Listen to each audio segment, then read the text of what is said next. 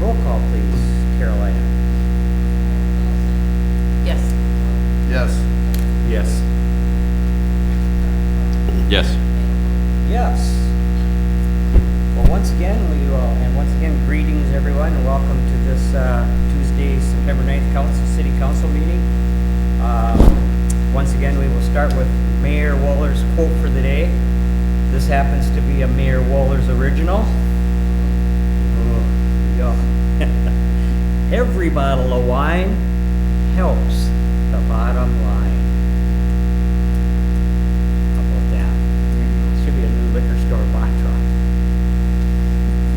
All right, here we go. Just thought it would just set the mood for tonight, because we will be talking about liquor, I guess, in one fashion or another. All right, we shall move on to approval of tonight's agenda. Before I ask the council if they have any items, I would like to add under informational items. You want to just make a note of this. Just responses, I guess you can call it, from last meeting's citizens' comments. Mary Elizabeth brought forth some comments and issues she wanted us to address, and so did Mr. Stoker, so we'll address those at that time. I think that's a good spot for it. That being said, I'll just bring it back to the council. If there are any other items you would like to add or corrections, now would be a good time for that.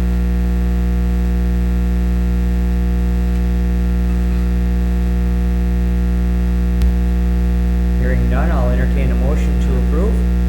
So moved. Second. Motion and a second to approve tonight's agenda. All those in favor signify by saying aye. Aye. All those opposed, same sign. Motion carries. Okay, next up is our citizens' comments portion of the meeting. And just once again, remind everyone, we have the recently approved and adopted policy by City Council. And just please be respectful of the 3-minute time limit if you would. And a slight modification, council, that I thought we should consider. Given the dialogue we've had over the name and address and all of that stuff, I think what we can do is just have the name, just simply state your name. Address would be optional. If you don't want to disclose your address, I don't think we need to ask for that information in light of the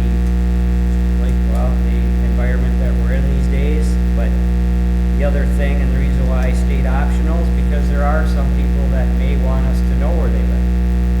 For example, if they live next to somebody that has something to breathe that they would like us to address, it would be helpful for us to know where they live. So, name optional, or address optional, excuse me, name, just simply state your name and away you go.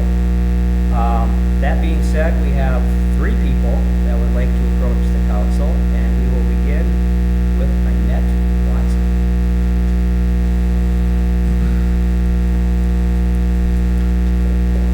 Yes, I am Annette Watson.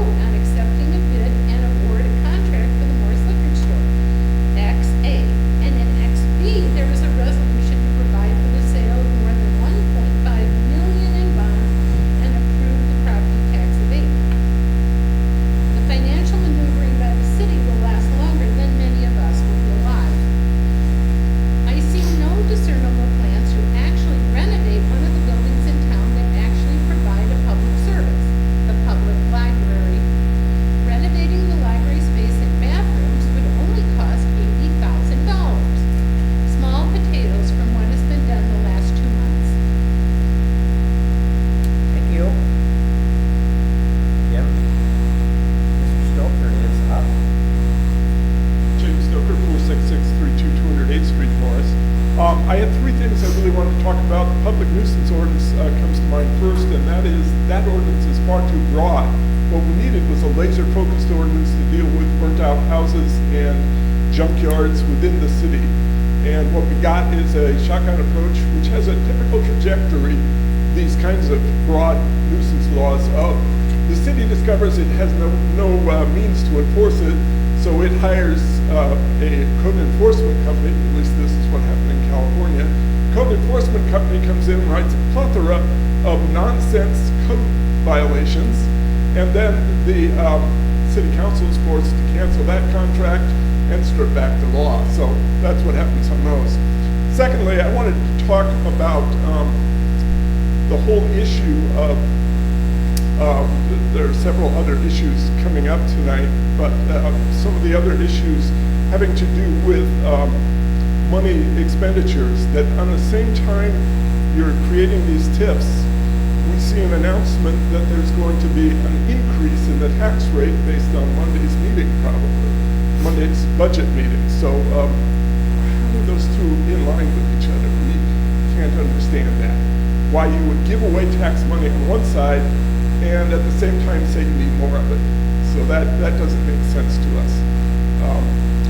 So basically, I'll leave it at that. There's some other points I'd like to bring up that are issues having to do with public access. So for instance, for tonight's hearing, you published a public notice, but it gave no access to information about that hearing for the public beyond what was in the notice. And that's actually sort of a defective notice, especially in the fact that it didn't even give a legal citation for the process that you were going to be using. So in that sense, it really didn't fulfill the requirements of the law. Thanks for your time. Thank you, Mr. Stoker.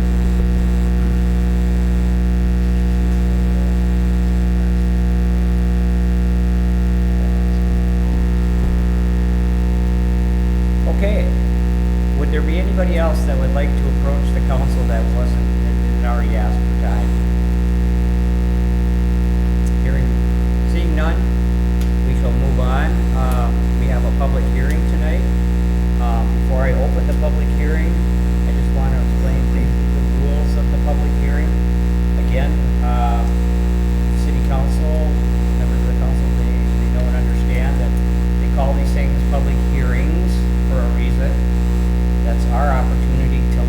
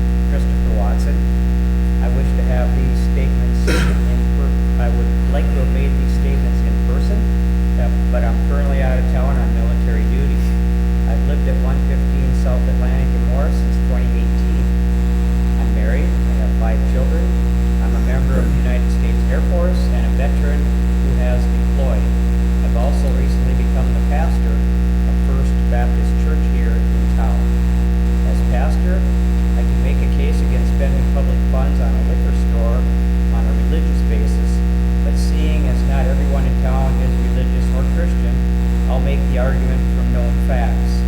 The following data is from the Minnesota Department of Health. In 2023, Minnesota had one of the highest binge drinking rates in the nation, with 17% of adults self-reporting binge drinking. Alcohol is used more often than any other drug, and there are estimated 2,800 alcohol-related deaths per year in the state. The CDC states that drinking excessively, even on occasion, can lead to injuries, violence, alcohol poisoning, overdose, STIs, miscarriage, stillbirth, and fetal alcohol syndrome.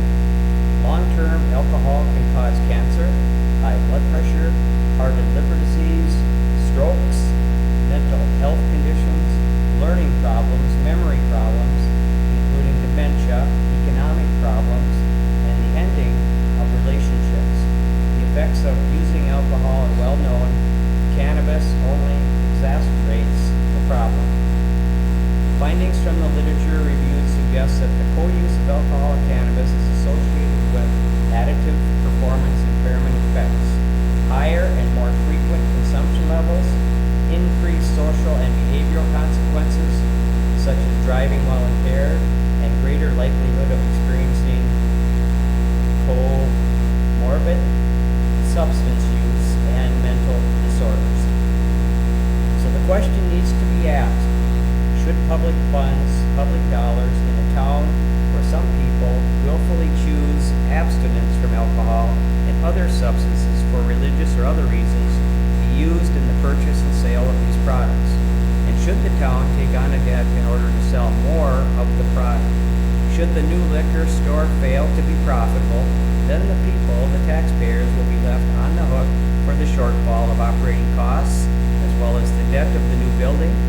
And if money from the general fund is required to prop up or bail out an unprofitable liquor store, or property taxes are raised to pay off the debt, then the city council and the city manager is literally reaching into the pockets of the taxpayers to take money to subsidize personal entertainment for those who do consume a product that in some in this town refrain from personal or religious, moral, or health reasons. And that action would be an immoral use of government. The government should not subsidize personal entertainment or vice. Neither should the government profit from entertainment or vice. We saw this exact situation happen when the city of Parkers Prairie was forced to close the liquor store in 2018. In the last 3 years of that store's operation, the city of only 1,000 residents spent more than $212,000 of taxpayer money supporting a brand new liquor store. We've seen this problem before. At least take a few weeks of thought on the issue before you vote. Thank you for your time. Christopher Watson, pastor, First Baptist Church of Morris, Minnesota. Okay, would anybody else like to speak to the abatement before us? James Stoker, I'd like to address the issue, and if I may ask a question, I put in a written letter also. Was that received? It was emailed to each of the council members and the city manager. Yep. We Yes, received it. okay. Then I will not repeat it. Okay, yep, we read it. Okay.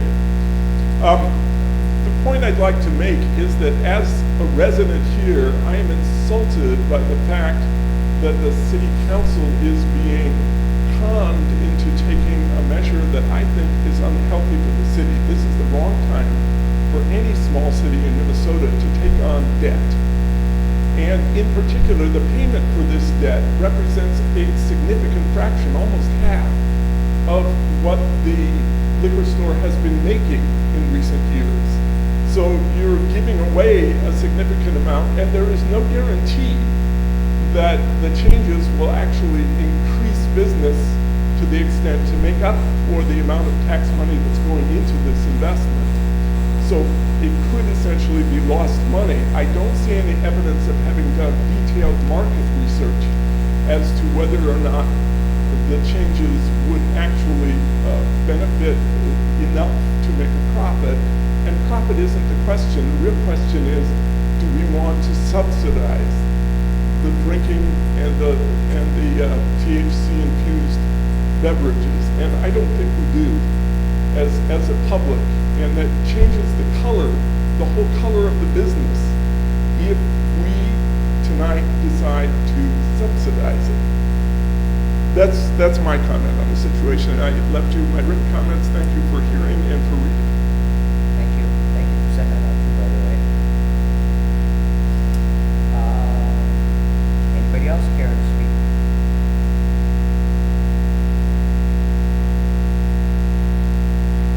Hello, my name is Gary Wall. I'm at 406 West 5th Street in Morris. I also was looking for some data of market study. I've never had to wait in line longer than 2 people at this liquor store. I don't see the demand for this. I know that if you abate money, tax money to go to support the building of this, then the existing tax uses will have to be made up by the other people in the community. I question the optics of using tax money to build a building that's out where you have to drive to get to, as opposed to centrally located in a restaurant business area. And I think it's really bad optics to be investing in a lethal, will make no money liquor store. At the same time, we're looking at cutting vital services like our public library to the tune where it's almost an entire position for the books where so why take away money from the readers and children in this community to give it to selling liquor in the hopes that you might make more money? It just seems like we've got a good system right now. Liquor store is a legacy municipal liquor store. Let's keep it where it is. We've invested in the solar. It's not needed. It's just not needed. Thank you, Gary.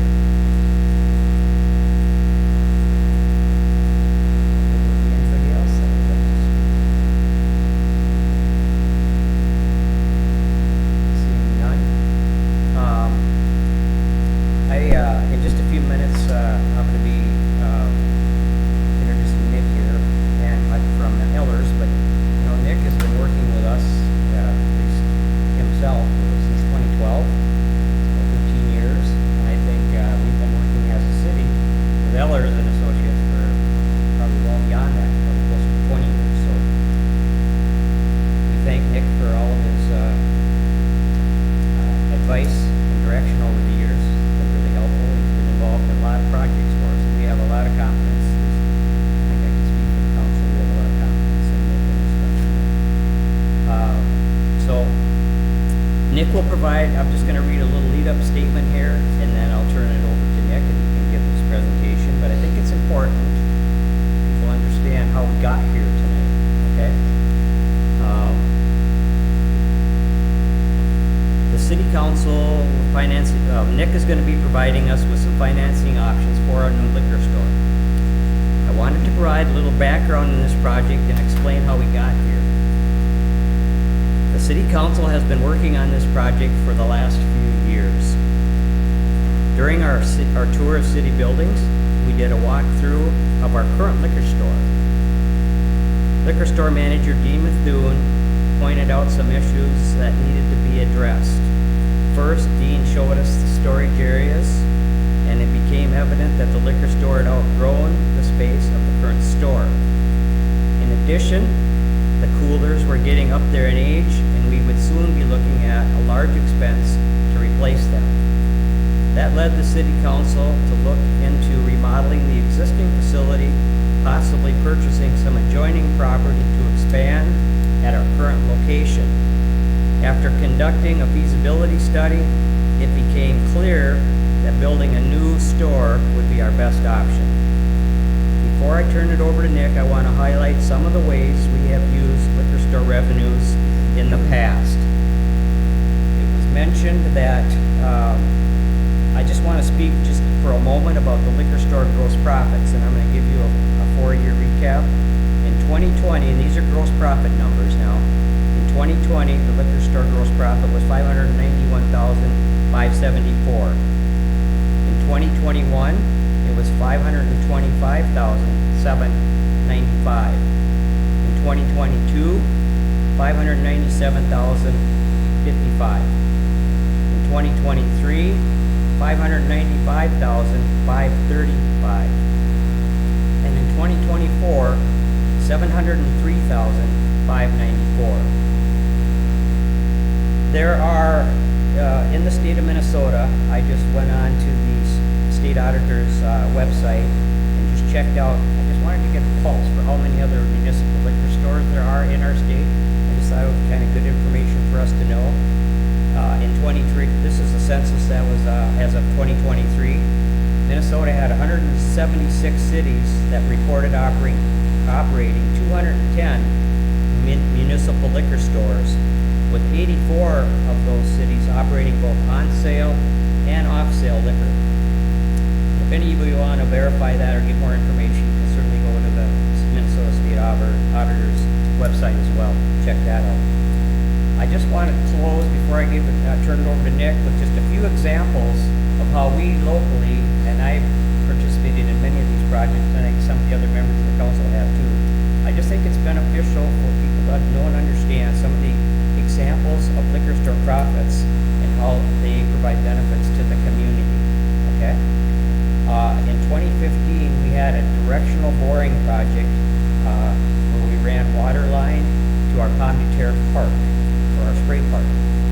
Many of you will remember our city guys used to haul water over there manually, fill it out in the water truck and haul it. It became really labor intensive, so we spent liquor store money. We transferred $71,000 over for that project. So anybody that goes out and uses that spray park, just remember that you have city water and your children are under a spray park that's softened water, funded really through liquor store revenue. In 2019, there was $65,000 transferred for equipment purchases. In 2018, $50,000 extra went to capital improvement fund for road reclaims. And in 2020, the city contributed $100,000 to help fund the softball complex. For those of you who can remember, that was a collaborative effort between the city, the university, and the high school. All three entities contributed $300,000, and for you sports enthusiasts out there, I think if you look at that complex, you'd be proud. That money is it's a very nice facility. And I'll just say that each year, at a minimum, we transfer $50,000 out of the liquor store fund profits to our general fund to offset equipment costs and to help keep levies down. So in addition, there may have been some transfers to our capital outlay fund from one-time purchases. And I had Blaine's permission to quote him, former city manager Blaine Hill. He was a proponent of using this money for parks, for fire rescue, and for equipment purchases. This, of course, helped lower the levy for these types of purchases. The bottom line is, we have a successful business in the liquor store. We have an obligation to ensure it remains a viable business into the future. So that was kind of, I just wanted to provide some of the reasons why we're here. And now Nick is going to come up and explain to us some financing options. So Nick, the floor is yours.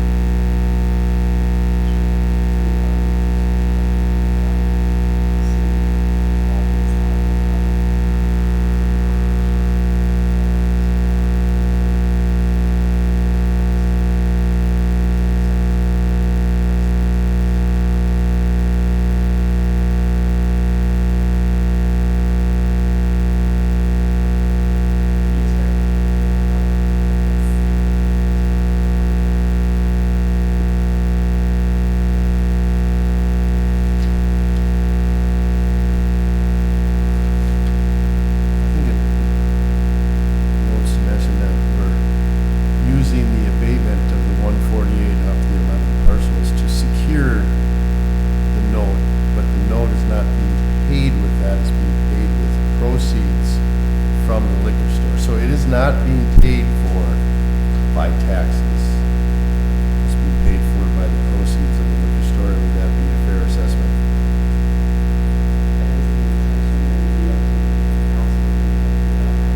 Correct. Right.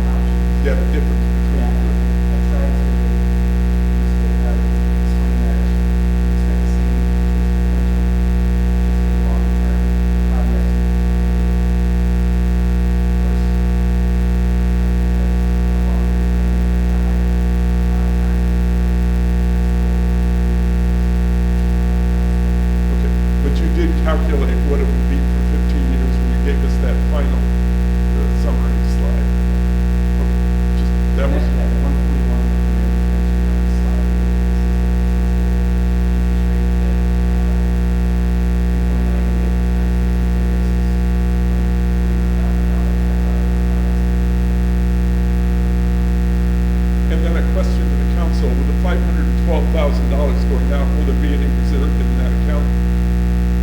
I don't know the answer to that. Okay, I just, We'll ask our fiscal person over there, she's not with us. okay. All right, any more final questions for Nick before I close the public hearing?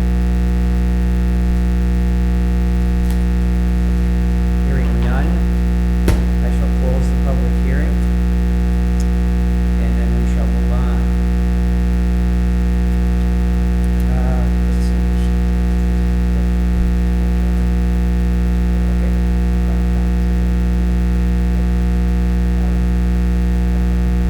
Okay. All right, we shall move on to our reading and approval of our regular meeting minutes from 8/26/2025. I will move approval of the regular minutes from August 26th of 2025. I'll second. Thank you. We have a motion and a second to approve our August 26th, 2025 regular meeting minutes. All those in favor signify by saying aye. Aye. All those opposed, same sign. Motion carries. And then we have our condensed version of the minutes from 8/26/2025. Move approval of the condensed minutes from the 8/6/26/25. I'll second. We have a motion and a second to approve our August 26th, 2025 condensed version of the minutes. All those in favor signify by saying aye. Aye. All those opposed, same sign. Motion carries.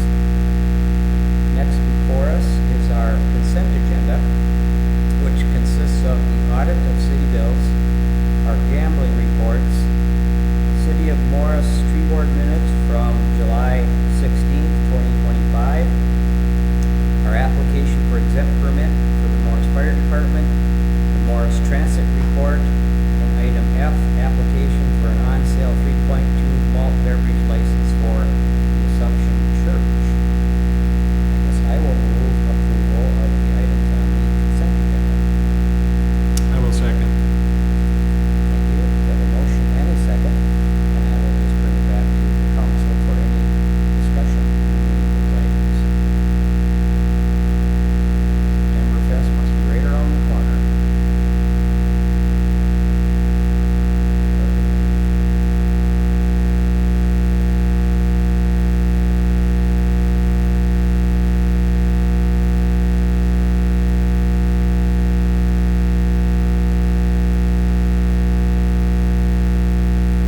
I guess I don't really have any questions. Any members of the council? Hearing none, we have a motion and a second. All those in favor of approving the consent agenda signify by saying aye. Aye. All those opposed, same sign. Motion carries. We have no petitions and requests and communications, so we shall move on to our ordinances and resolutions. I probably failed to mention that our city manager, of course, is not with us tonight, so we'll move on to our ordinances and resolutions, and we've all, of course, read through it, but I can kind of just recap what is before us. We have a resolution accepting a bid and awarding a contract for the Morris Liquor Store. This is the first one.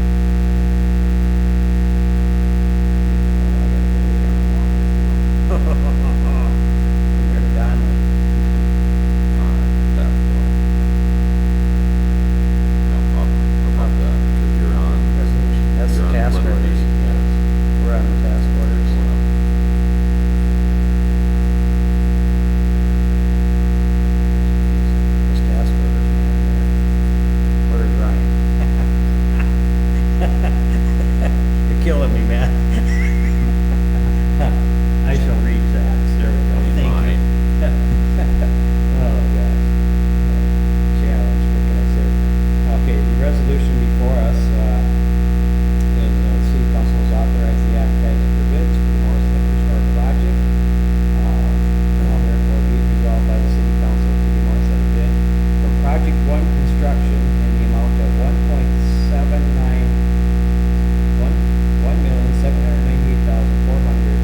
with the alternate bid of $25,500 for the Morris Liquor Store project and it hereby is accepted.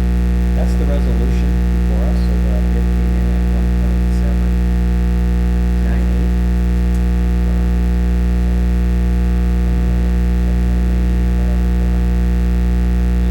It's worth noting the cost option as well. Yes.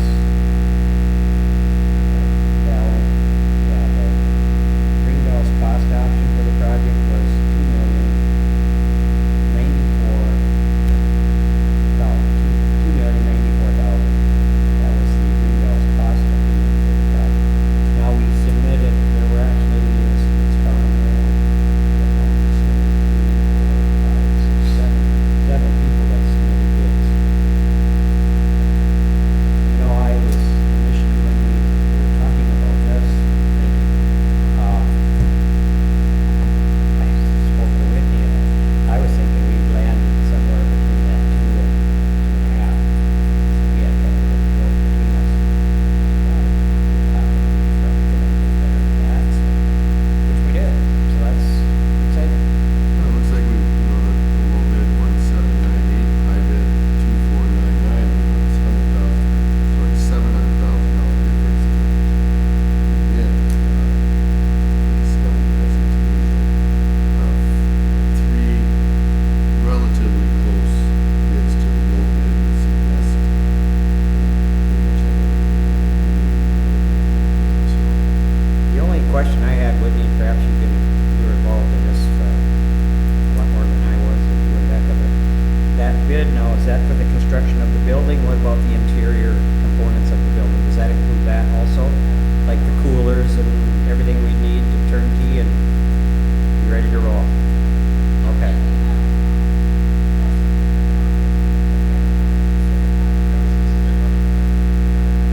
You're the gentleman from Project One? From Ringo. Huh? From Ringo. From Ringdale, oh, okay, gotcha. All right, and what was your name, I'm sorry? Dustin, okay. Thank you for that. Thank you for coming.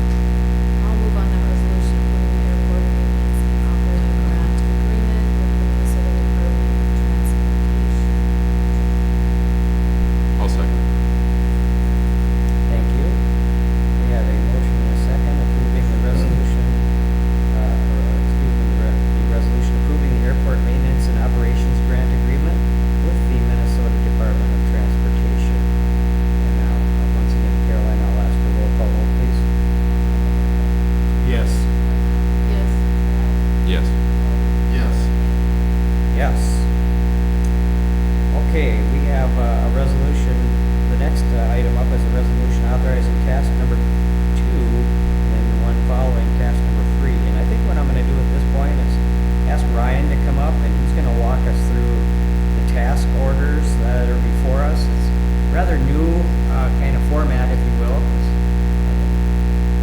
different than what we've seen in the past, so I thought it'd be beneficial for Ryan to kind of walk us through. Council, Mayor. So, a couple months ago, I was here when we approved the master service. That covers liabilities, some of those normal contract obligations. So then we are getting into the task orders now. So we have two different task orders for two different projects. Kind of the key points probably as a council you're interested in is which project, which is going to cost, right? And I don't know if we got a budget between kind of there's some points which is so the first one, task order 2, this is a water and sewer project. So this is something that was identified by your staff that did some initial looking last year and then moved into this year and now it's so this project will be through the assessment process. So we will handle that and we've gone through those types of processes before. So in the task order, we're laying out which streets, planned activities on those streets.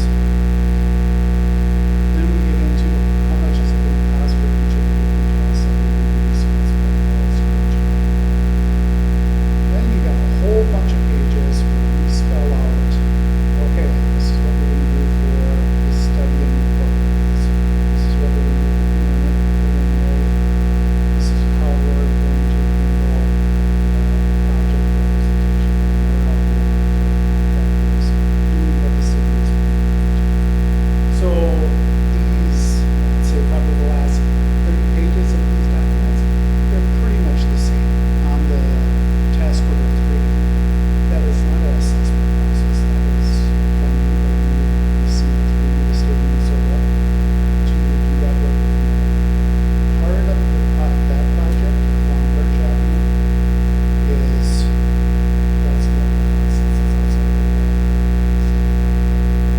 So those are, so I deleted out the assessment process. And it's a significant smaller school project.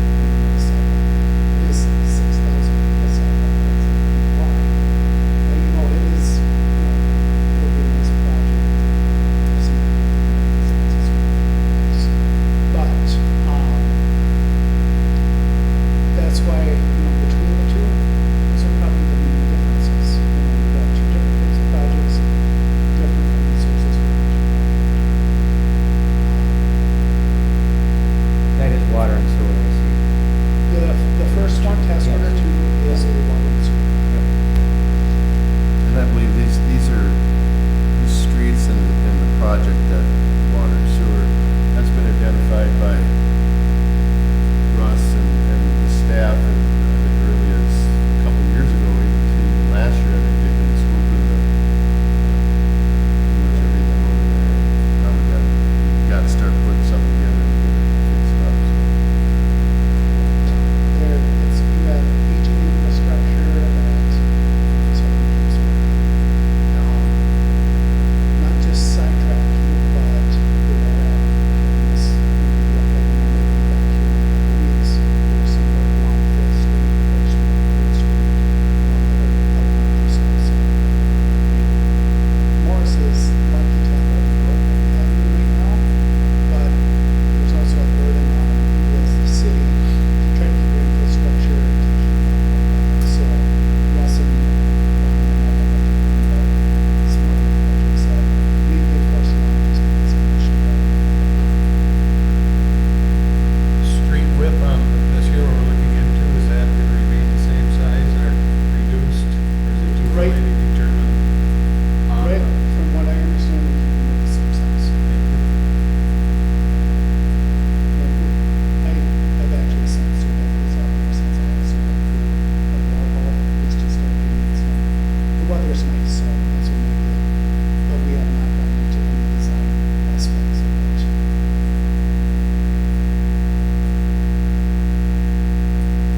Well, these are two separate resolutions, so we'll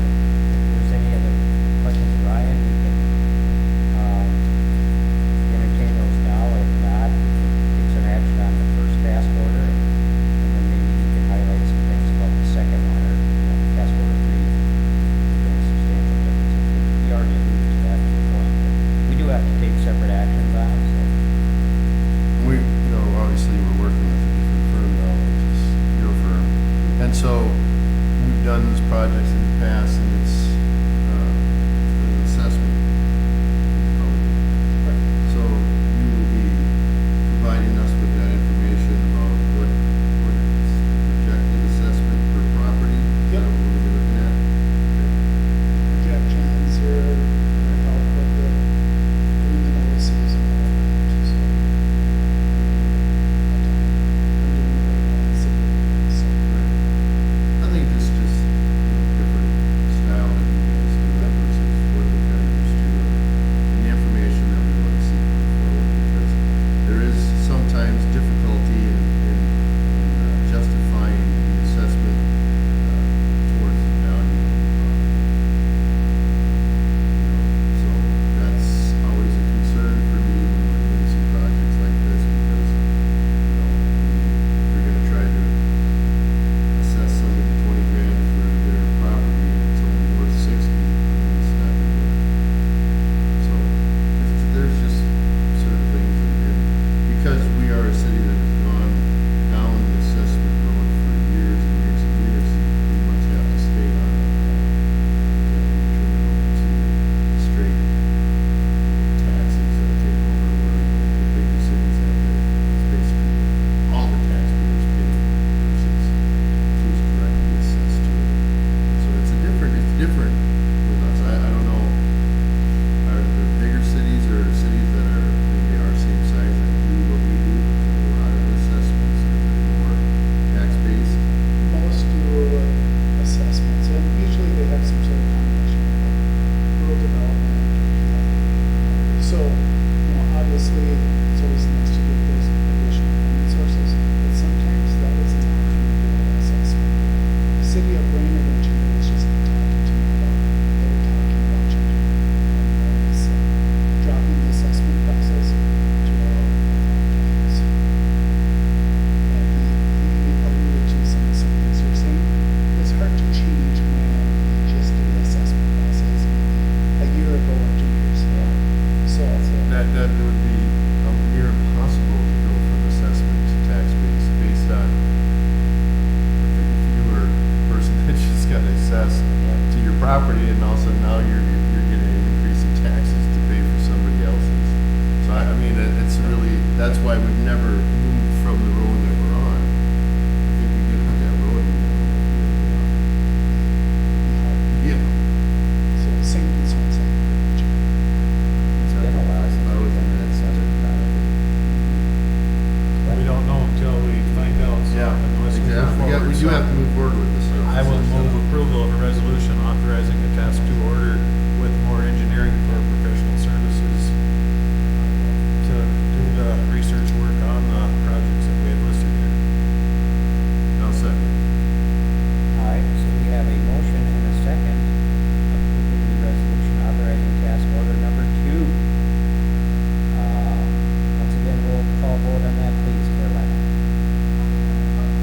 Yes. Yes. Yes. Yes. Yes. And then, of course, the mentioned resolution authorizing task number 3. Just to clarify. It is, well, with the state funding involved, Yeah.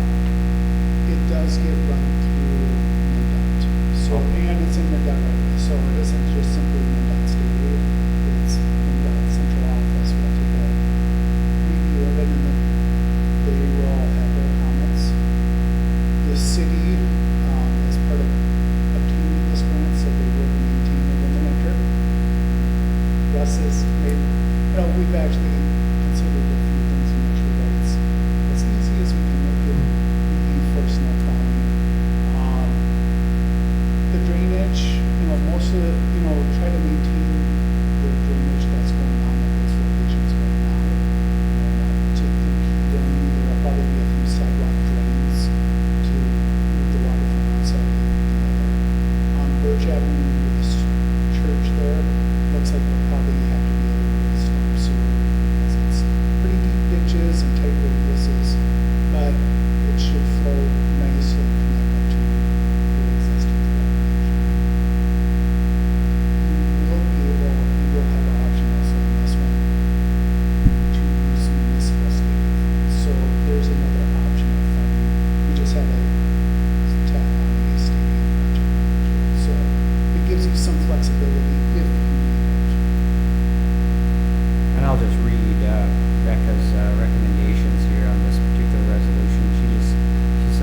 recommending the city council pass the resolution authorizing task order number 3. And as a item of discussion, she just states that a few years back, the city and MinDOT agreed to do a sidewalk project along Trunk Highway 9 and Birch Avenue.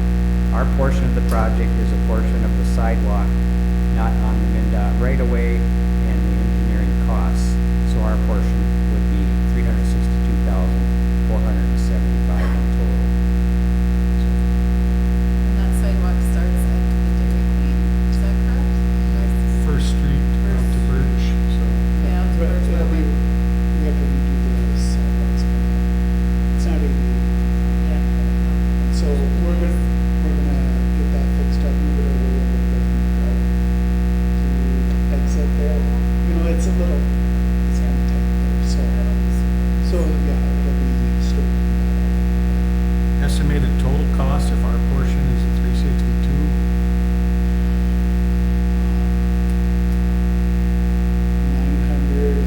980,000, if I remember the last estimate. Almost.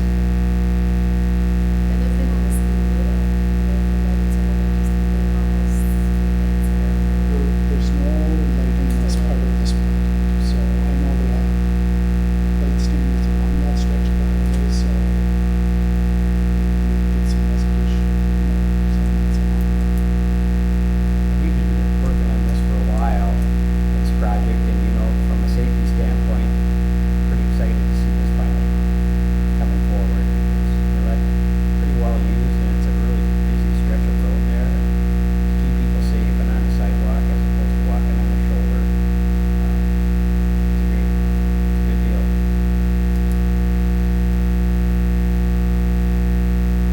Any further discussion from the council? Some of the state money potentially, what kind of a balance is there on that that we can use, you're thinking, or possibility wise?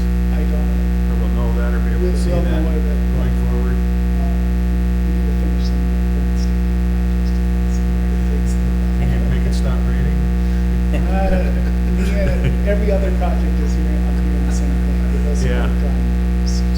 All right, I guess just, looking at, you say it's a lot of money, but we're talking, you said 6,000 Almost exactly 6,000. feet long by 8 foot wide 8 foot wide path, so, concrete. thank you.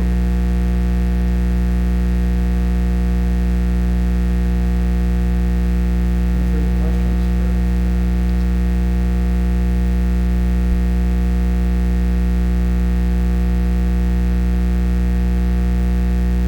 Hearing none, I guess I can move on that resolution authorizing task order number 3. Oh, second.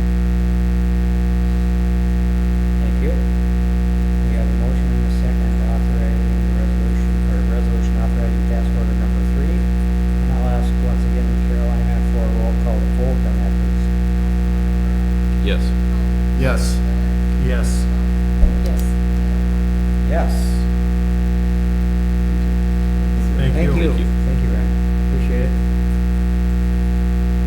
Let's see, now we got, the first reading of ordinance number 129, an ordinance regulating public nuisances within the city of Morris, Minnesota. And as we all know, ordinances need to be introduced, which we are doing tonight, and then, of course, adopted. So we'll be adopting that at a later meeting.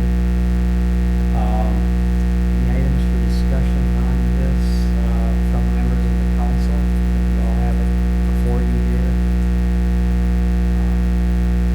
I will read benefit of those that are listening. We had Annette, of course, spoke to some of the good concerns.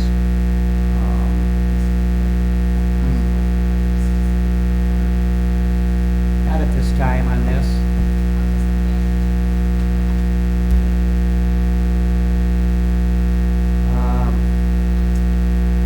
Any discussion, I guess, by members of the council? We'll jump start it that way. You want to speak to anything that kind of stood out to you? Well, I think that the ordinance isn't entirely new. All we're No. doing is amending a few aspects to the ordinance. The ordinance is already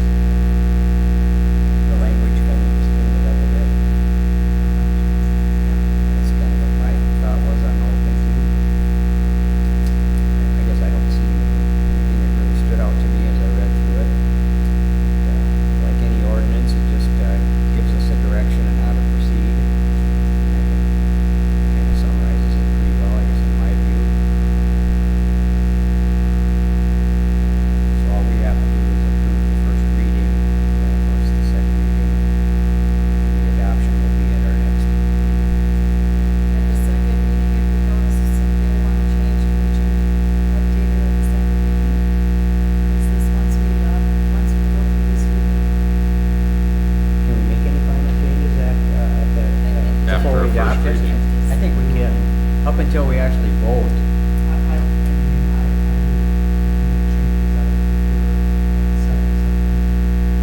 Okay. The discussion at our next reading, there'll be the chance for us to make changes or things that we don't agree with or if we got issues with it. But yeah, to At delay which point we'd the have to- action on that, I think makes sense to wait until the following meeting to make the change or the second final meeting. That makes sense.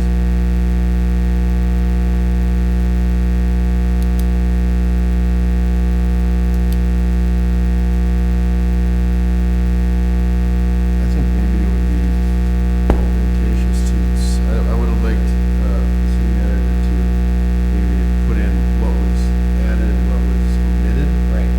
I don't see that, and so I don't really feel comfortable going forward and approving the first reading. I'd like to table it to our next meeting, so I'm making a motion to table the first reading of ordinance 129. I'd like to have some more information. And I'll second that, Brian. You know, I think that's prudent. We certainly don't wanna, it's not nothing that real pressing that we need to do today. So I think we wanna make sure that we get it right. So, all right, thank you. We have a, motion and a second to table the first reading. That'll be tabled then to a specific date and time, which will be at our next meeting.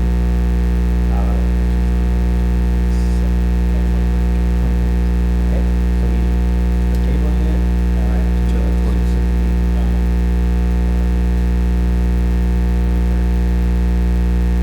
All right, on that, I will just ask for, I better state the whole table, the first reading of ordinance number 129, an ordinance regulating the public nuisances within the city of Morris. And I'll just entertain a motion in a second on that, and we'll just do a voice vote. Did I Yeah, have? you got it first. Did I? We just need the Oh, yes, first. oh, yes, Yep. I'm sorry. Yep. I normally write it down as we get them, and I didn't. I must have left it for a minute or something. I don't know. But, okay, we have a motion and a second. All those in favor signify by saying aye. Aye. All those opposed, same sign. Motion carries. Before we get to the city manager's newsletter, Whitney, how are we doing for time? You said the tape kind of runs out at what time? 15? Okay. I think we should be good. I'm thinking we'll be able to wrap it up here. Again, our city manager is not here, so the next item before us is our city manager's newsletter, and I guess I'll just read what's in her city manager's report. The first item is a tree board work session. We are set for the tree board work session on the 30th of September. They will be discussing the EAB, Emerald Ash Borer. We have a budget work session, just a reminder, budget work session is scheduled on September 15th at 5:15. And she said we have spent a lot of the last week going over the budget. The Charter Commission will be meeting on Tuesday, the 16th at 5:30. They will be discussing proposed changes to be made to the charter. We have a special session. The governor is in talks to call a special session on gun control. There are a few special sessions, and so the talk is that the governor will most likely wait until that is done to call for that special session. There's an administrative meeting. She just said she met with my regional group of administrators, and we discussed upcoming levies, where everyone is sitting coming into the preliminary levy. Many are upwards of 10% to 20%. Capital items, salaries, and insurance are the big ones that are increasing. Meetings this 2-week period, I had meetings and conversations with members of the public on the rain and the events that we had.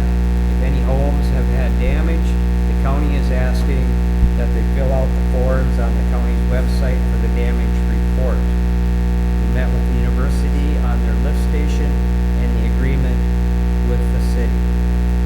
A few members of the council and I met with a few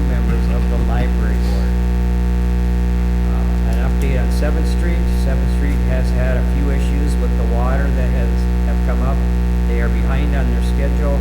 Once we get farther away from the wetland areas, things should go smoother. Regarding the hillside reclaim, this has not started as of yet. We are getting worried that they will not have time to do it this year, as putting asphalt down after October is not always the best option. And then last on her items here is an update on the Iowa Avenue project. We have not closed on the Iowa Avenue project. This project was done in 2022. We have concerns from the final lift and have not closed the project out. There was supposed to be some work done this year, and again, if it gets too late, we may have to push that back again to next year. So goes her report. I guess we'll have to direct questions for her when he gets back. I guess with that, we can just move on to our next item up is our board updates. Would any members of the council like to share anything from their various boards?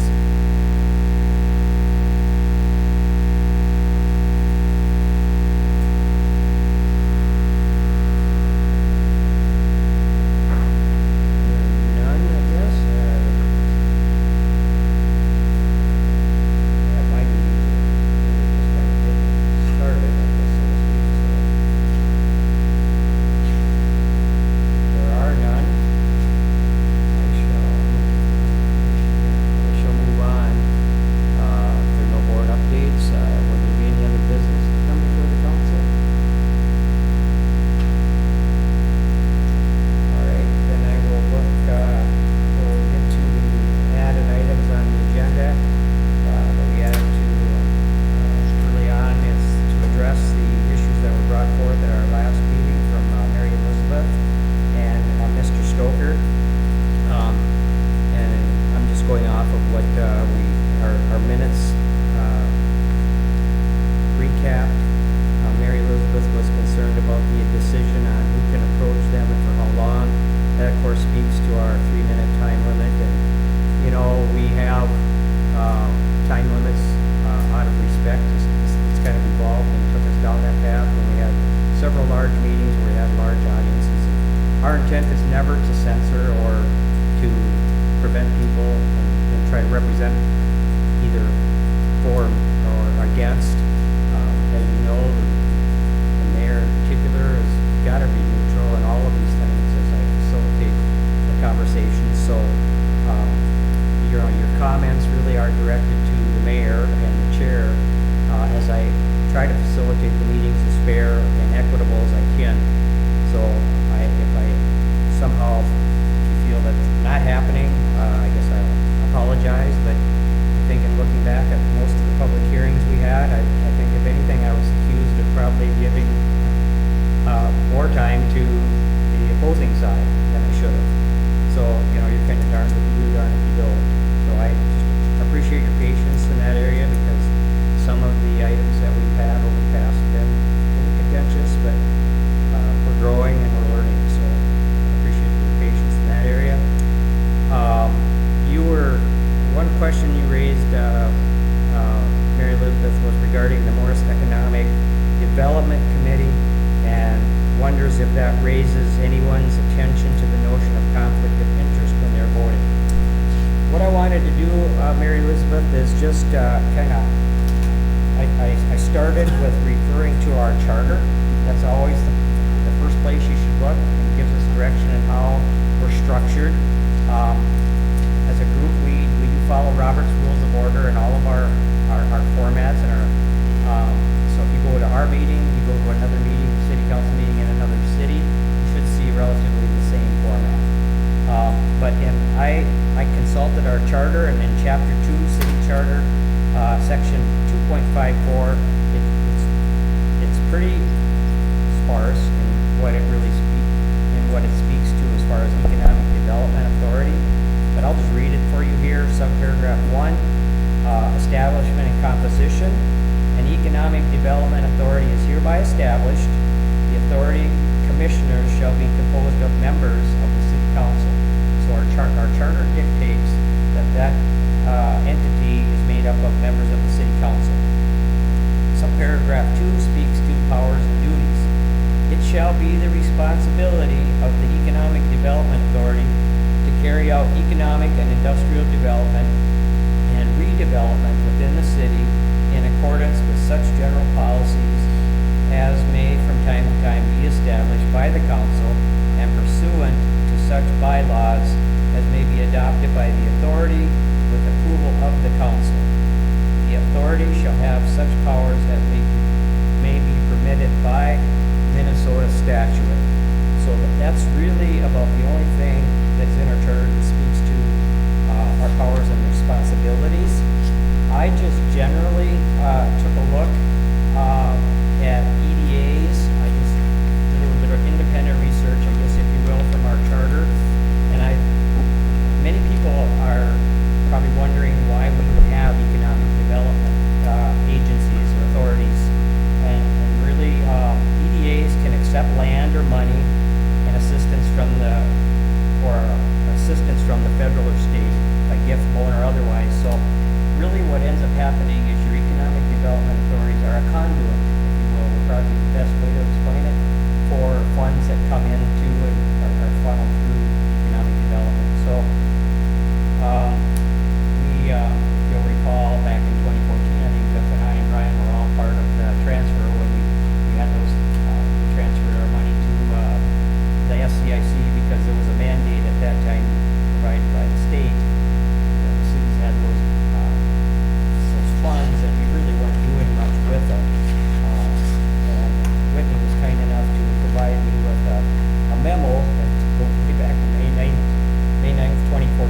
So that's when we actually transferred the original funds. So you'll recall that process, you know, that cities across the state had monies sitting and they just weren't using it. You know, cities just weren't really in the business of doing really a good job at economic development. So that's why the state mandated that we transfer those to a local development organization, which, of course, as you all know, is SCIC.